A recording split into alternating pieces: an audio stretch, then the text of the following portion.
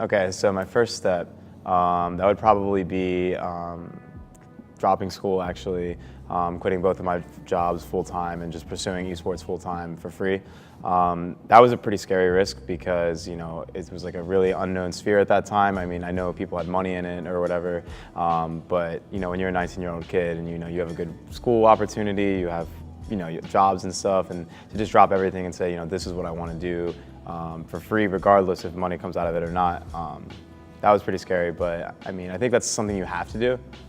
If you really want to make it, like, you have to be able to put in full-time hours into it, and you have to be able to show that, like, that's how dedicated to the craft that you are.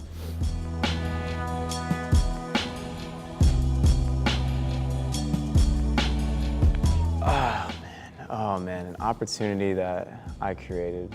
I mean, I feel like an opportunity that anybody could create for themselves is just their own brand in esports, whether that be through streaming or competing at a really high level consistently.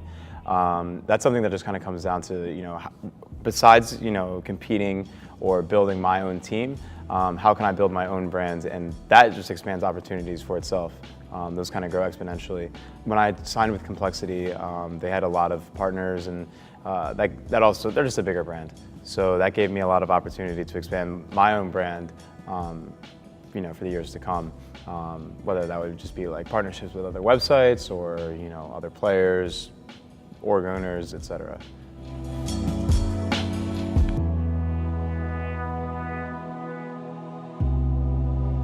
Yeah, I mean, I didn't forever, you know. Some people just get it, I think. Some people are just blessed with it, like, based on their personality. Other people have to work really, really hard at it. Like, they have to consistently do things at, like, the same time every single day. Not that I think he needs to do it, but look at, like, Tarek with, like, the daily reminder to, you know, wash your hair or whatever. 10,000 retweets, you know?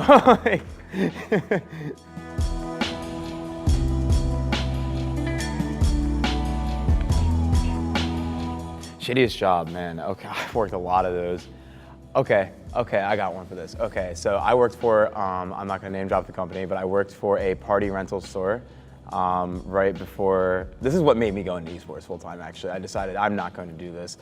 So what my job was to do the first day there, I thought I was gonna be like setting up tents and, you know, doing stuff for like parties. My first day there, I went into one of those big like storage containers, think like Witmer from Call of Duty, like one of those huge giant ones. And I went in there and my boss said, hey man, there's 1,300 chairs in there. I need you to take all of these chairs out and I need you to put them in that one right there. And I was like, dude, what? But they're already in the thing. And he's like, nah man, I just need to see you do it. So I did that, took them all out, and he was like, oh man, I'm so sorry, but like I needed you one over with those. And I was like, oh man, you just had me lifting and chairs for like 8 hours straight, 1,300 chairs. And I was like, you know what? The only chair I want is like a DX racer. I'm out of here. I was out in like 2 weeks straight. It was like so bad. It was so hot. It was like 100 degrees.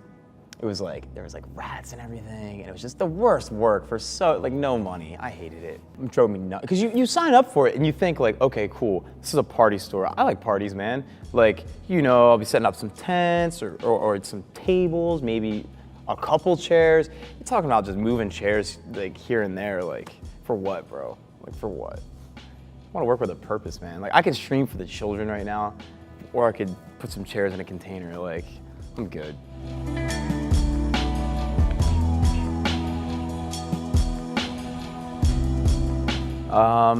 Inspirational words to get into esports. I mean, first off, you have to love it. If you don't love what you're doing and the people that you're doing it with, and you don't feel like you're all doing something together, it's not going to work. You can't half-ass this one. You have to be consistent, which is like something I struggled with, but you have to be consistent in everything that you do. And you can't be afraid to take risks because if you are, it's just not gonna work out. Like, it's that simple. I know that sounds really bland, but if you just sit there and just consistently do the same thing every single day, no one wants to see that. That's pretty much it though, it's not too hard.